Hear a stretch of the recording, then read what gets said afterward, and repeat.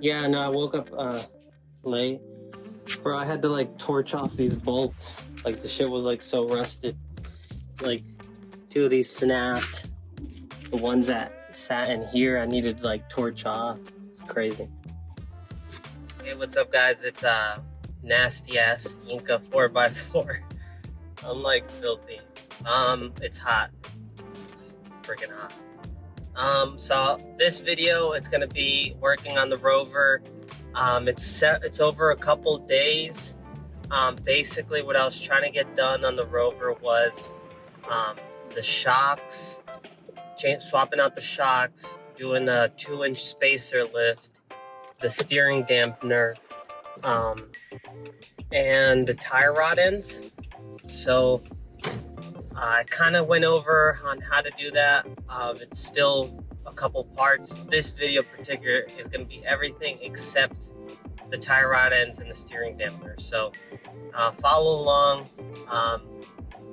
And if you want any particular content on the FJ Cruiser or the Gladiator, the Jeep Gladiator, I got like almost 56,000 miles on it. It's been good. I love it. Yeah, any of that stuff, just leave it in the comments and I'll try to make a video. So appreciate for watching, and I'll catch you on the next one.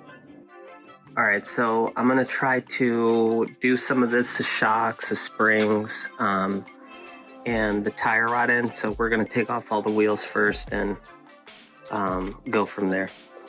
So I'm using these jack stands for this trailer.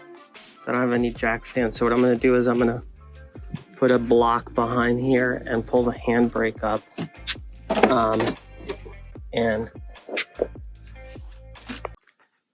All right, so I got the front jacked up, and I got the tire underneath just to be safe with jack stands, and then a block so it doesn't roll back. But I'm gonna start this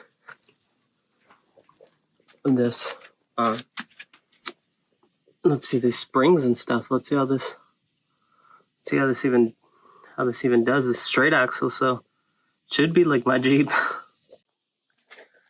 All right, so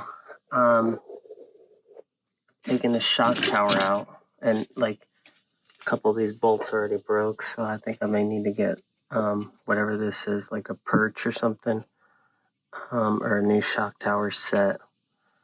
So we'll see. I'm kind of just doing it, seeing how it goes. But at least they put Bilstein shocks last time.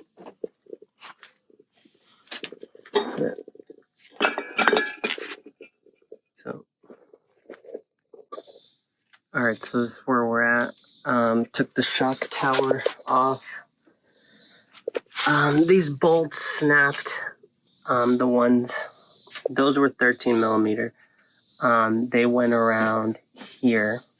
So I don't know if you could see some of them snapped off. Then I had to torch the ones for the shock, or this mount here. So yeah, that's kind of where I'm at right now. All right, so it's like day 4 of this. Yesterday I didn't film anything, but let me just go over kind of what we're doing. So I'm gonna use these 2-inch spacers, where do I have? I'll show you on this side. 2-inch spacers that fit in between the springs. I put in new shocks. I also have the tire rod ends to install and a new steering dampener. The main thing with this was just the vehicle's old. Oh, there's the other spacer. The vehicle's old, so I had to basically melt one of the bolts off. It's just a whole hassle to work on this. But the one thing, it is pretty straightforward because it's just a straight axle vehicle. For instance, I'll just show you. This goes here like this. This sits on top. Shock goes there. I got a spring compressor, which I borrowed from O'Reilly's. We have a ton of guinea pigs now. I don't know why.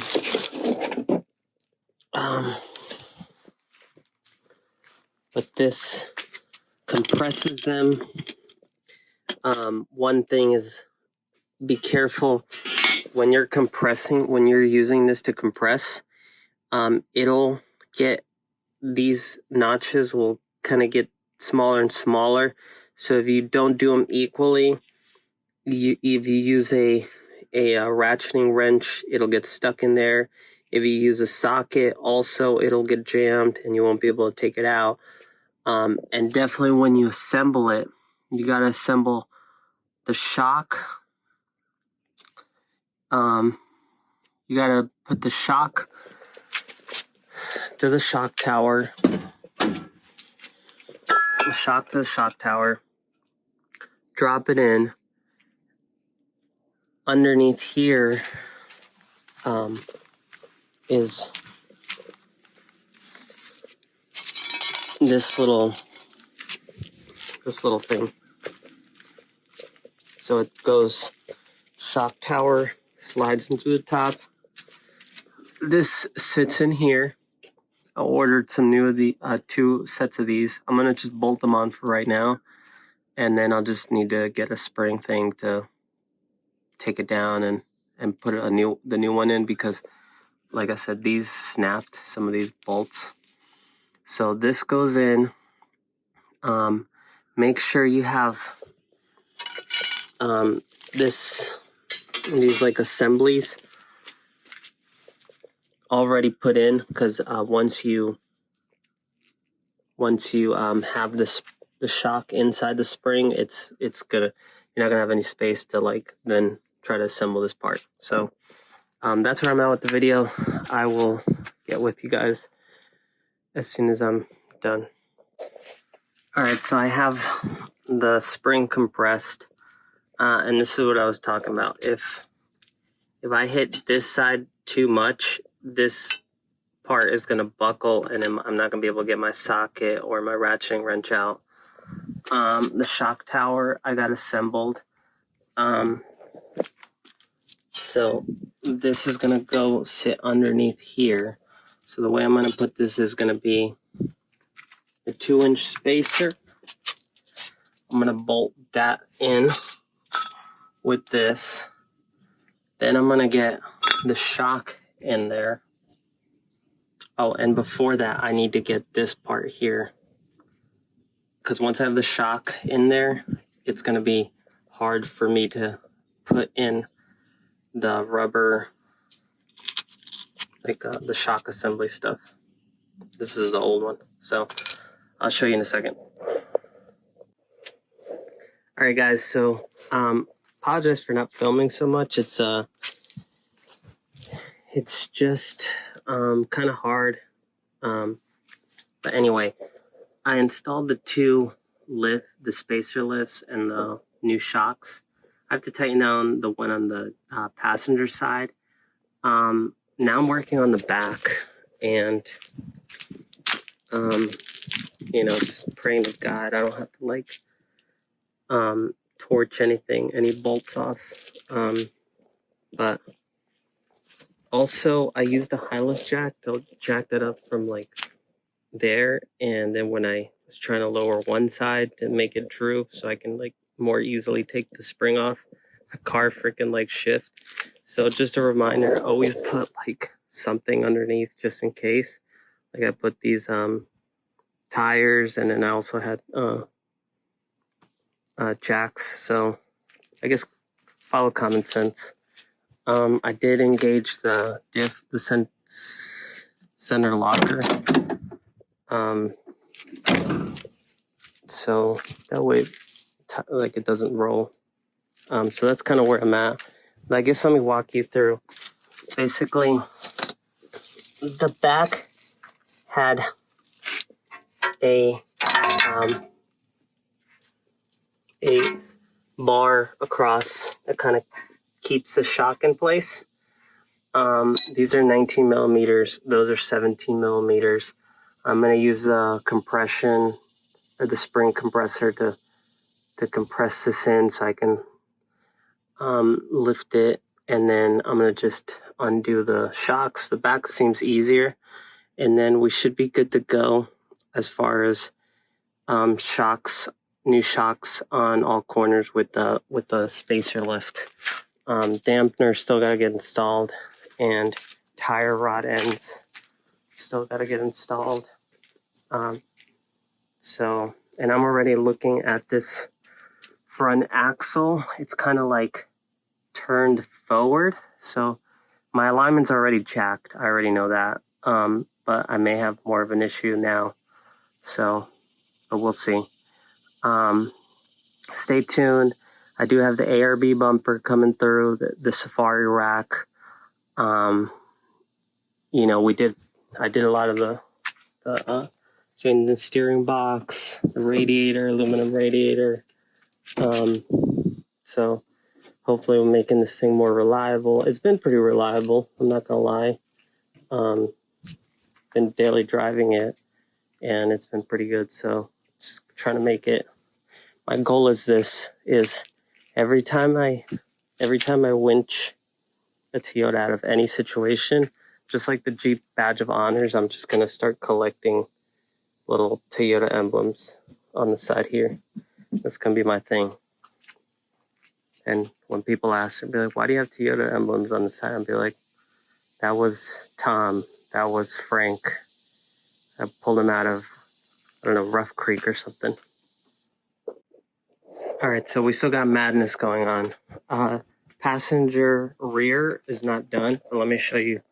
I got the driver rear done, and still got to put a bolt there.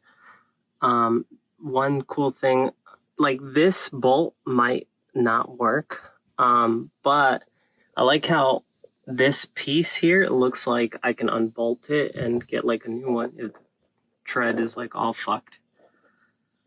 The spacers there with the new bolts, the new hardware. Compressing it was like a little bit of a challenge. I'll just tell you, using like a swivel, so you can kind of get in from both sides when you're compressing it, helped out a lot. I just kind of scrape some of the rust and just paint it over it, just to kind of, you know, while I'm here, just taking care of that. So I'm gonna do the other side, and we'll jack this up and just see how it's looking. I have to pick up a friend from the airport, so we might just be able to do this side and call it a day. All right, so this is the end of this video. We'll finish up the rest of it, the steering dampener and the tire rod ends, and then I'm going to take it to my mechanic. He's a Nigerian guy in Riverdale. He's really good. Just to fine tune everything, just to make sure I double check, because I want to put my money or my mouth where my money's at. And if I'm gonna be like, hey, this thing will rescue Toyotas, then gotta make sure it's 100%. That way I don't end up a meme and I'm being pulled out, and then all of a sudden, where's the shit you've been talking at, Lewis?